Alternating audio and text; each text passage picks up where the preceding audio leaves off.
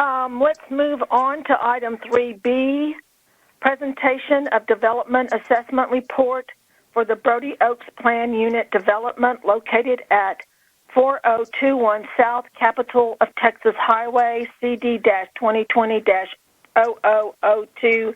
This is in District 5.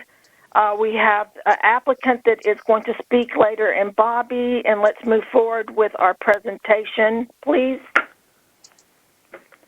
Good evening, Commissioners. I'm Kate Clark, and I'm with the Housing and Planning Department, and I'm providing the zoning staff briefing for the Brodie Oaks redevelopment development assessment. This project is approximately 37.6 acres in size and is located at the intersection of South Lamar Boulevard and South Capital of Texas Highway. It includes areas that are zoned CS, CS1, GR, and unzoned within the project boundary, and is currently developed with a shopping center and associated surface parking. Adjacent to the project site is the Barton Creek Greenbelt to the north and existing family residential developments to the east and north. The project site is located within the Imagine Austin Growth Concept Map boundaries for the Lamar and Ben White Activity Center for redevelopment in sensitive environmental areas and along the South Lamar Activity Corridor. Next slide, please. From their application, the applicant is proposing a mixed-use development consisting of residential, office, hotel, retail, and restaurant uses within buildings up to a proposed height of 275 feet. The proposed project intends to cluster its development away from the Greenbelt and towards the highway to allow for approximately 13.7 acres of land to be restored and reserved as open space. And the applicant is also proposing greater access to the Greenbelt through additional trails and sidewalks within the proposed development, as well as working with ATD on improving access to the site through their traffic impact analysis. Next slide, please. The purpose of a development assessment is for staff and the applicant to begin the initial discussions about their project prior to the formal PUD application submittal. These discussions typically include the preliminary project information, the potential code modifications, and superiority elements.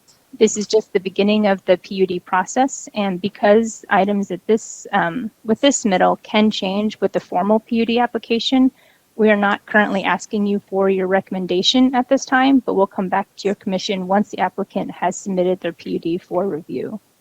This case is scheduled now for a staff briefing at the City Council's work session on March 23rd. Thank you, and then next slide for Ms. Phillips. Good afternoon, Commissioners. My name is Atha Phillips. I'm with the Watershed Protection Department. And I just wanted to briefly give you a view of the environmental sort of aspects of this project.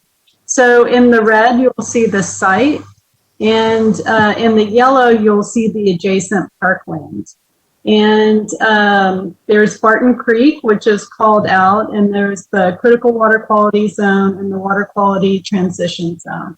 The site is located in the Barton Creek watershed, which is also over the Edwards Aquifer Recharge Zone, and it's considered the Barton Springs zone. And so some of the superiorities that they are calling out currently, we'll get to my list. They're going to reduce impervious cover from 84% to 54%. They're offering to comply with SOS water quality standards. They're going to provide 13.7 acres of parkland and open space, which is 36% of the site. They will preserve or transplant all heritage trees on site. They'll restore open space that is adjacent to the Barton Creek Greenbelt. Currently, it's impervious cover, and you may know it as the Toys R Us site. It will be part of the parking lot in the existing building and loading dock. They'll remove impervious cover from the area. Oh, I just read that. Sorry. They will provide rainwater capture to water 50% of the proposed landscape. Some of the additional environmental superiorities we'll be looking for in the future are, they could use dual pipe plumbing within the buildings to capture condensate. And they could utilize glass that has a reflectivity of less than 15% to prevent bird strikes. They could enhance their dark sky ordinance requirements to reflect light, color, and the brightness of the light. And so that's all I have for you, and I'm also available for questions. Questions for, can't see, so maybe Commissioner, can you field questions, please?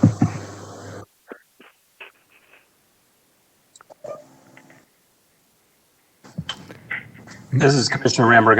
I kind of didn't quite hear all of that, but maybe I guess if anybody has any questions for staff, raise your hand or speak them up.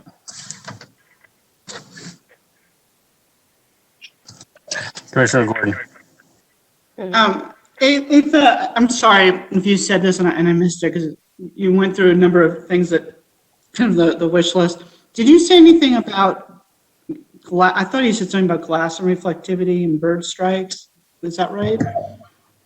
I did. So remember when we had the Audubon come give a presentation about Right. Yeah.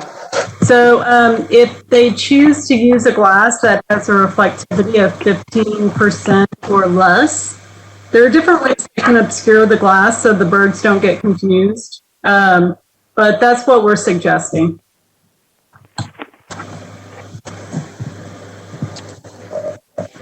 Commissioner Gordon, I believe you're muted again. Sorry. Sorry. Okay. There you go. Okay. You mentioned condensate, and I can't keep track of where we are now with various city rules. So is there the possibility for them to install purple pipes as well for some sort of gray water reuse? Yes, any pipe that is not potable will be required by city ordinance to have purple pipe.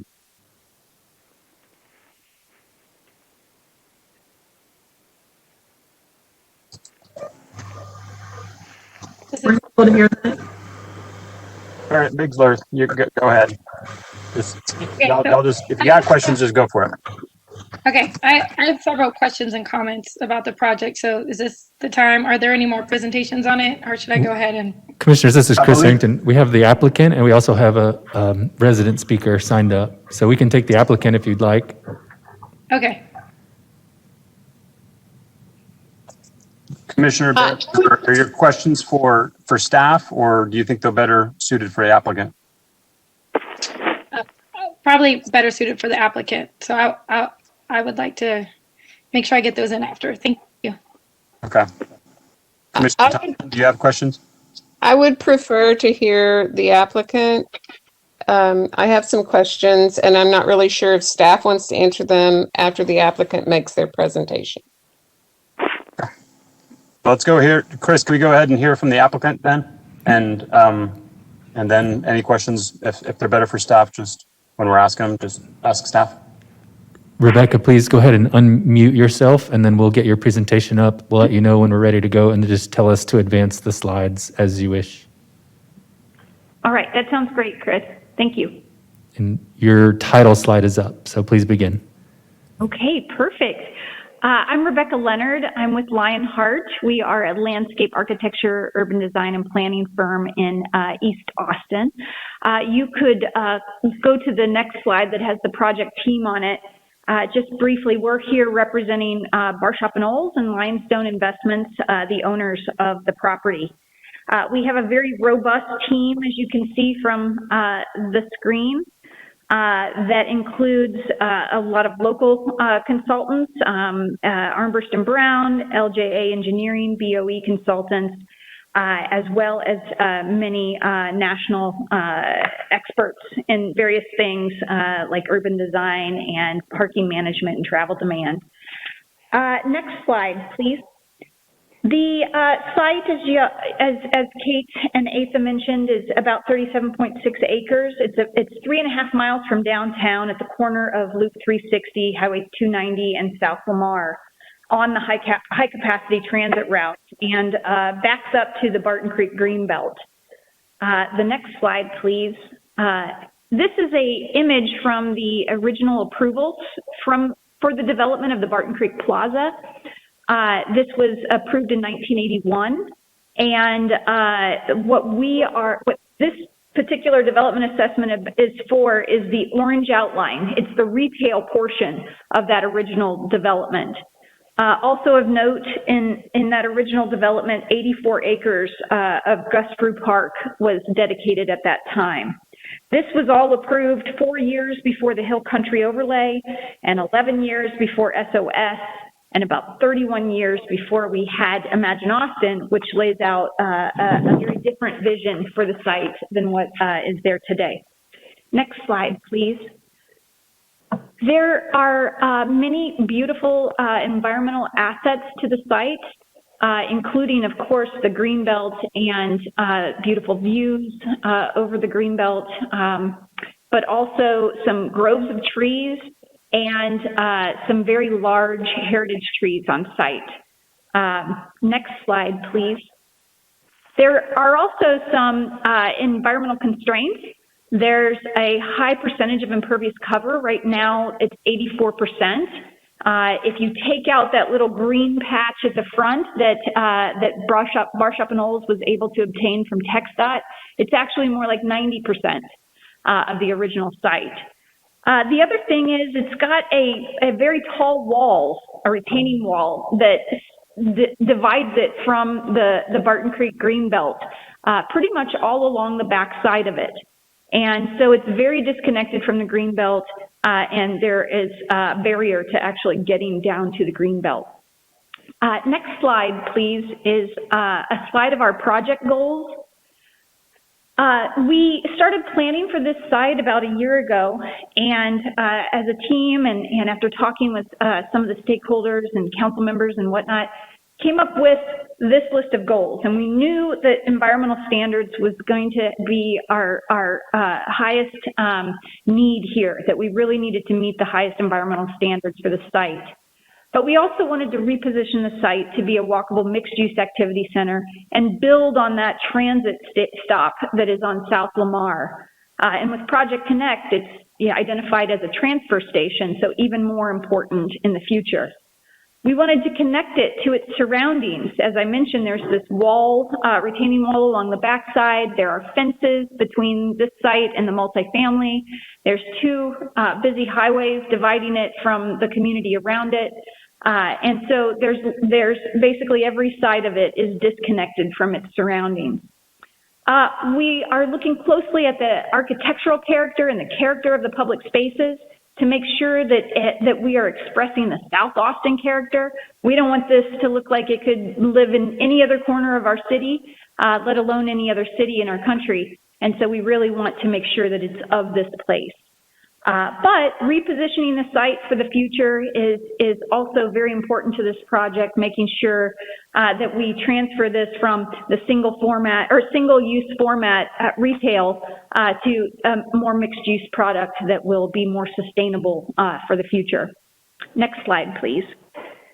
As we started to get into the analysis of this, we really tried to focus on where all the opportunities for connecting into the surroundings were included. And I've gone over several of these.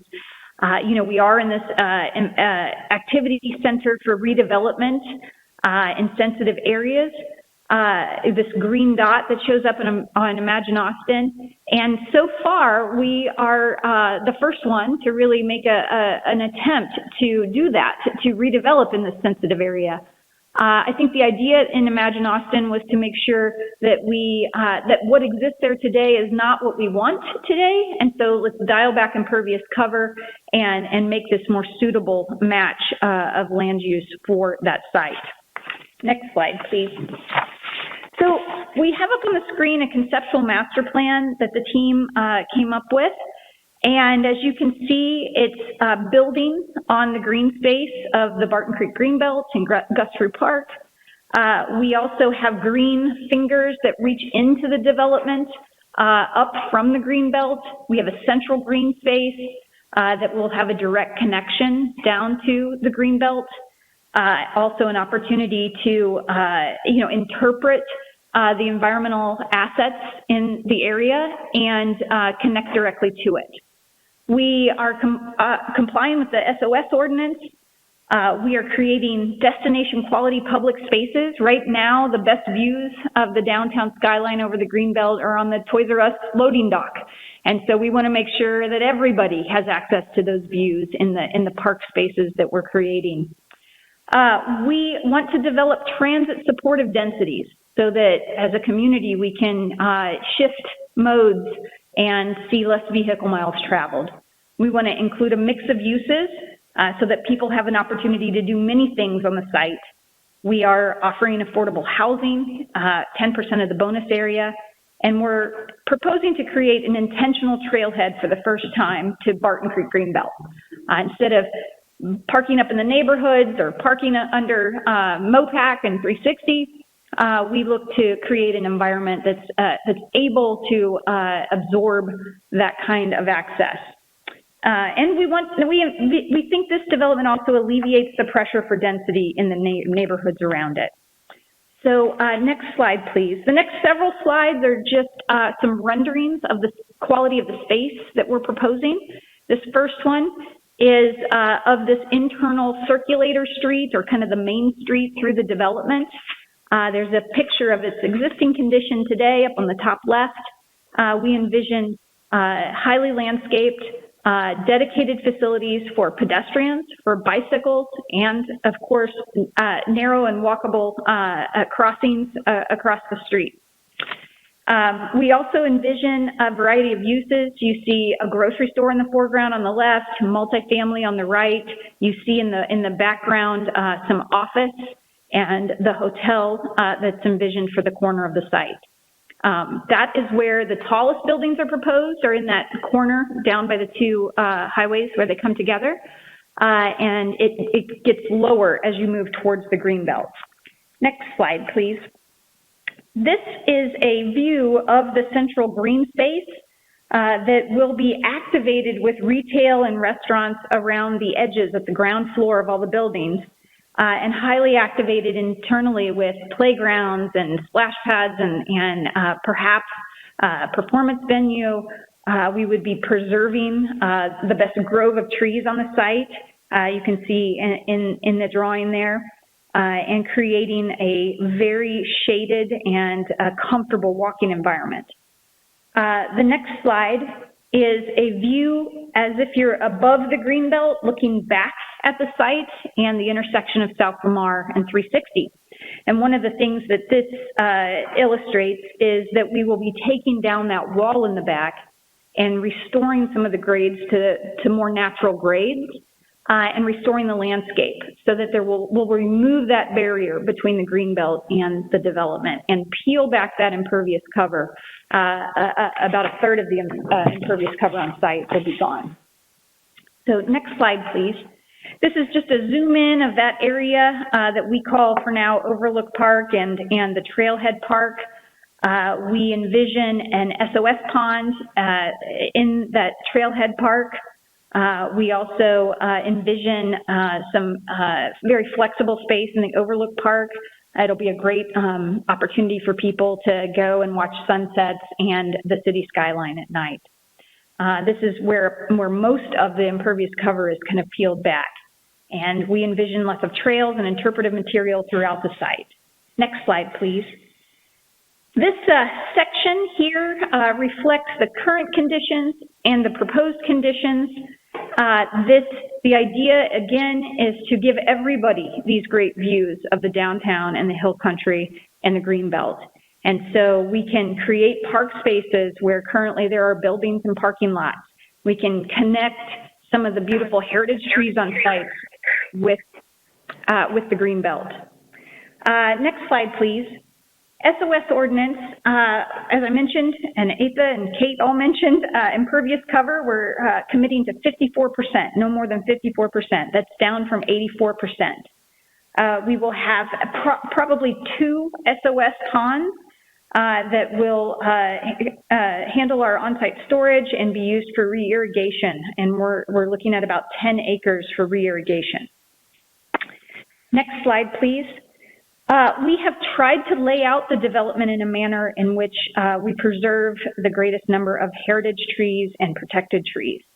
because the format's changing, we're removing lots of parking lots where some of these trees exist today, and really trying to shift the development eastward and towards the transit station stop. We are committing to preserving in place 21 of the heritage trees and moving others as needed. And we are also looking at preserving the protected trees or mitigating for them if necessary. And then finally, with the restored landscape adjacent to the greenbelt, we anticipate significant tree planting in that area. Next slide, please. So just in summary, these are some of the metrics. I've reviewed most of them with you. We've tried to be very comprehensive about the environmental benefits of our development. All of this is moving towards many of the city's goals for redevelopment in sensitive areas, but also for transit supportive densities. And with that, I'll just end on this last slide with contact information for our team and be happy to answer any questions y'all have. Questions? I can't see anyone. I have some questions. Go ahead, please. I'm wondering if staff's questions at the end of our information were answered. A lot of the questions that I made going through and reading all of this were addressed by staff. So I wonder if staff could give me an answer to that, please.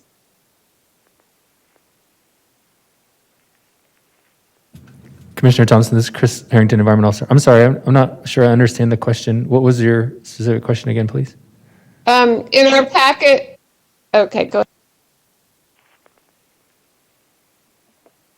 In our packet, it had a list of questions that were given that were not answered in their presentation, and I wondered if those questions had been answered.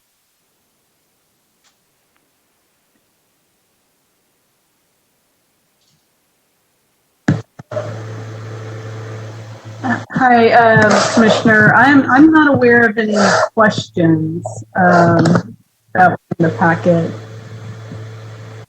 Well, they weren't questions. It was just conditions that needed to be addressed by each one of the department heads. So I guess I'll just go ahead and ask the questions.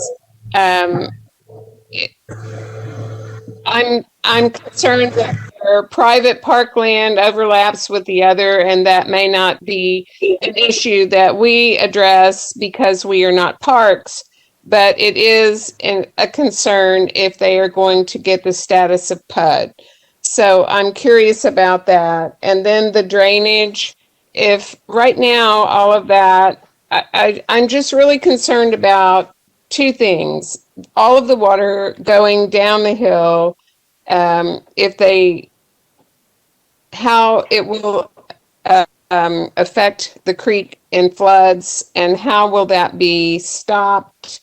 I think they're sort of double dipping into SOS, and I'd like that to be addressed. And then some other specific things. The trail on the parkland side of Barton Creek Plaza and Brodie Oaks development is supposed to be a shared use path, but who builds that and who maintains it, and does it have parks approval, and is it part of a roadway that we have a structure for, and is this part of their superiority? And then the land use, the short-term rentals, do they have property managers? I'm kind of concerned about that because we've had a lot of, there are problems, environmental problems with waste and such like that with some of the short-term rentals. So I just wanted to make sure that the city wasn't biting off a problem there with the short-term rentals. And then the amphitheater is supposed to be approved administratively by them if they acquire PUD status. And that's upsetting to me because I think that needs to be reviewed by staff. And then the other thing that upset me was that the code modifications to change from 8 feet to 6 feet to the curb for tree plantings. And I wondered if the city arborist had reviewed that with them and if he was agreeable to that. Thank you. Thank you, Commissioner Thompson. This is Chris Harrington. So as is our standard process for a development assessment, this is our opportunity to daylight any questions or concerns that the commission may have that we can then take back when they come in with when the applicant comes in with the full PUD application to work through those. So Atha and myself and our colleagues in zoning staff, Ms. Clark, we've certainly, now we understand you're looking at the comment report. Thank you. We certainly will track those through the process, and to the degree that those are within the purview of environmental staff and the Environmental Commission, we'll certainly discuss those with the applicant. So we don't have an answer to all of those questions, but please do know that we've received those questions and that we'll keep those in our conversations as we move through the formal PUD review process. Okay, thanks a lot.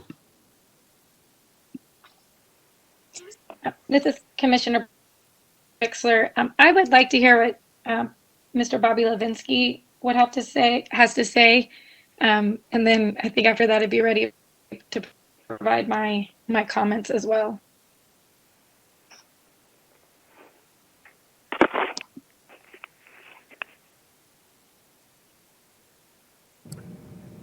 Okay, we can go out of order and bring up Bobby Levinsky.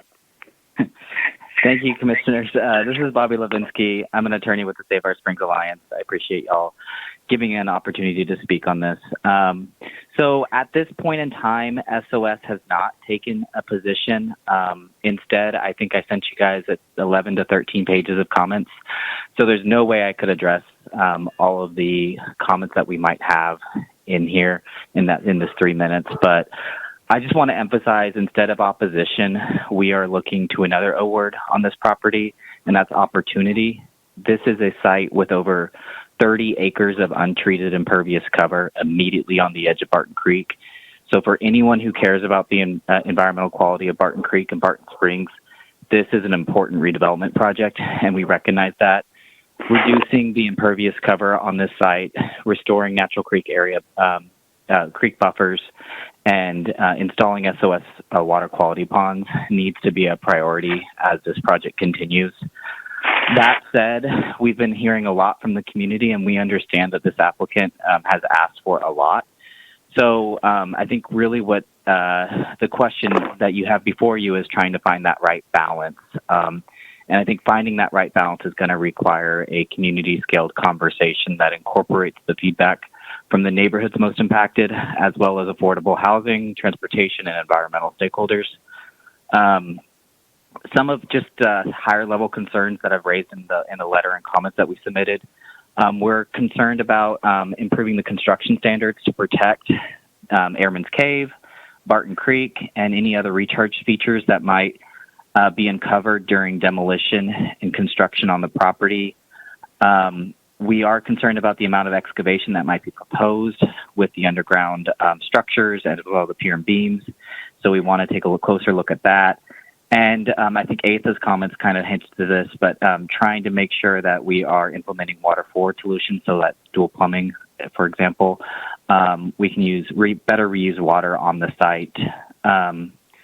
With regard to the technicalities of the PUD, there's a few other comments that we've had, such as we don't want them to redefine the definition of impervious cover. We want to make sure we're comparing apples to apples. You know, because given the location on this site and its access to the trail, making sure that they're good stewards to the trail. Hopefully they will come forward with something that can establish some long-term maintenance for the trail and some regulations on how that part of the trail will be used, that trail point access. We would love to see a restriction on dog parks anywhere close to the creek on the site, especially in any of the common areas that they plan on using. But overall, I think this is just really the beginning of a conversation that's going to happen over the course of several months. So we're here to have this conversation with them. We appreciate their emphasis on environmental protection, and look forward to continuing to work with them.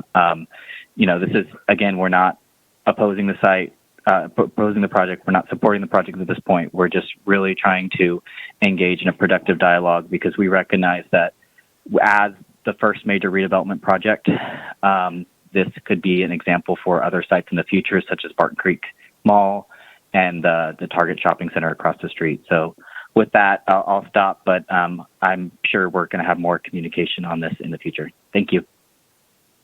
Thank you. Commissioner? Hi, Commissioner, yes. Go ahead. Hi. Okay, thank you.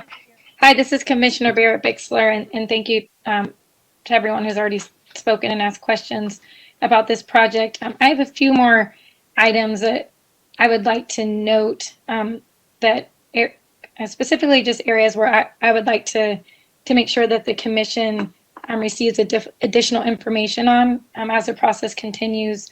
One item that hasn't really been brought up yet is the height of the buildings in this project. I believe 275 feet is the, I guess, that tallest proposed one. And that's something that has not been seen before in that part of Austin.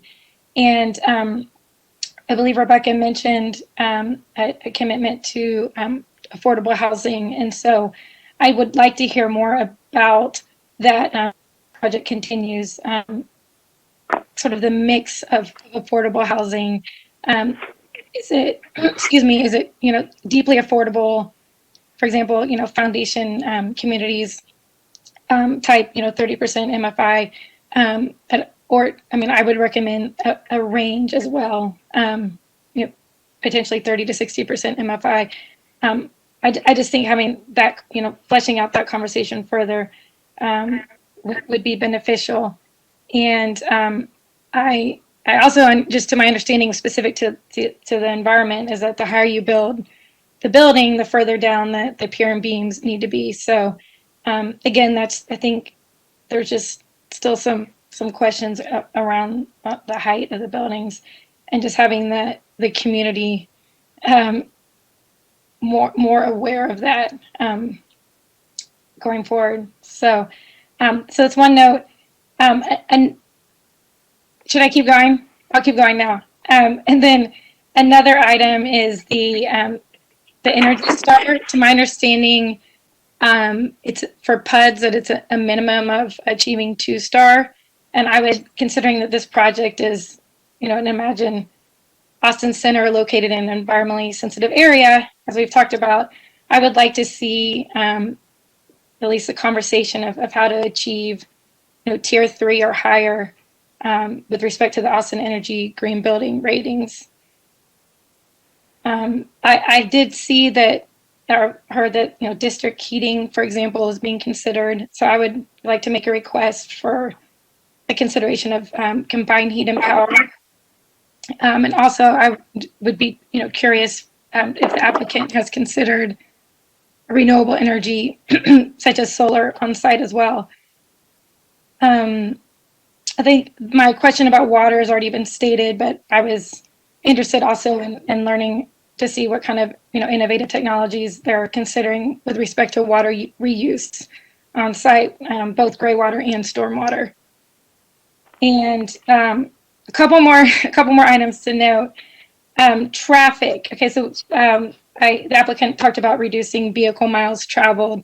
I specifically would like to put the question out about having a reduction in parking requirements to be, considered as a part of the project, to actually try to, I guess, incentivize or really kind of, I guess, tag onto the fact that this project is being built in a transportation corridor that the city isn't investing in heavily. So again, kind of questions about how much, parking is available. And we know that traffic is a concern already in that intersection, in that area. So last two comments, community engagement. I'm not entirely sure. I understand that the applicant has been engaging with the community. I have not, as a citizen, I've not seen or come across it yet. So I have questions about just wanting to, just how the community is aware of those opportunities. I just would like to make sure that I can communicate that to others when the time comes to have for other members of the community to be able to engage in the dialogue about the project. And then the last item is, as I heard talk about, potentially dedicated space for performance or areas like retail space to showcase art or farmers market, something like that. I'm interested in that, kind of how that's going to flesh out further, those dedicated spaces for those types of issues. And that is those are all my questions and comments. So thank you. Thank you, Commissioner Barrett-Bixler. This is Chris Harrington. We certainly have received those, noted them as well. And I think, I'm sure the applicant is online and paying attention. And this part does seem like it would merit a return to a working group discussion. And so once the application comes back, we'll identify those commissioners up to our limit that would be interested in having further conversation and then dive deeper into some of these issues. So thank you for those. We're glad you're interested. You're welcome. Thanks. Commissioner Gordon, just a couple of follow-up comments. One, I'll just air probably the somewhat unpopular view. I mean, I'm a little tormented by this, but with respect to parking, I did pick up on the the part of the presentation that we're potentially trying to provide more access to the trails there, which I think are positive. And also, of course, we know that there have been a lot of challenges associated with people accessing the trail and parking and overflow and all sorts of places, some of which are just plain unsafe. And so there's a balance to be struck here. I mean, for example, I live in a part of Austin that is not going to be serviced by these very ambitious transportation plans. And so there is still this balance, and I think we do want to encourage people to enjoy the outdoors and get outside. So we have to be mindful of the fact that not everybody's going to be able to easily access public transit to get down there. So I say that's a balancing issue long term.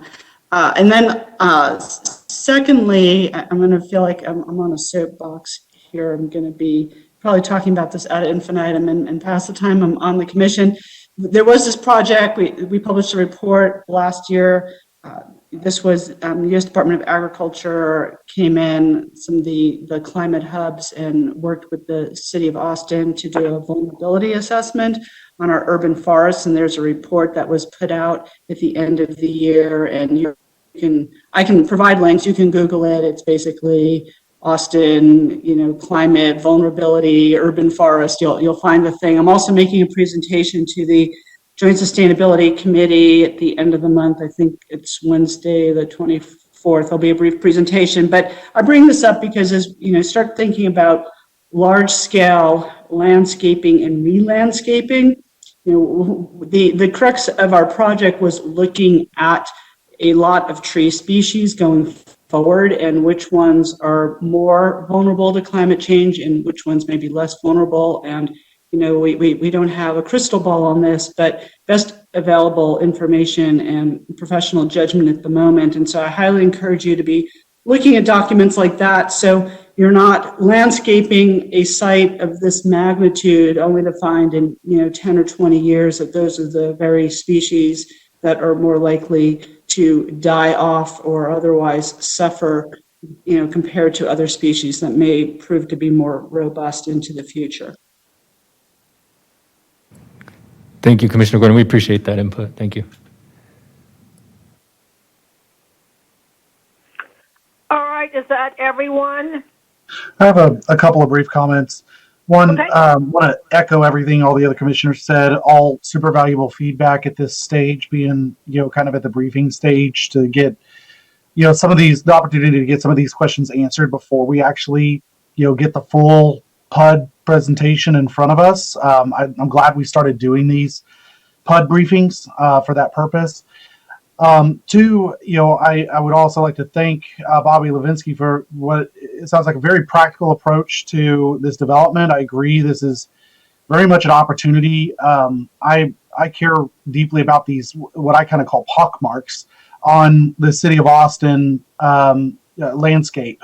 We all know what I'm talking about, and the number of developments that were done before some of these regulations came in place that we all wish would be different than they are today.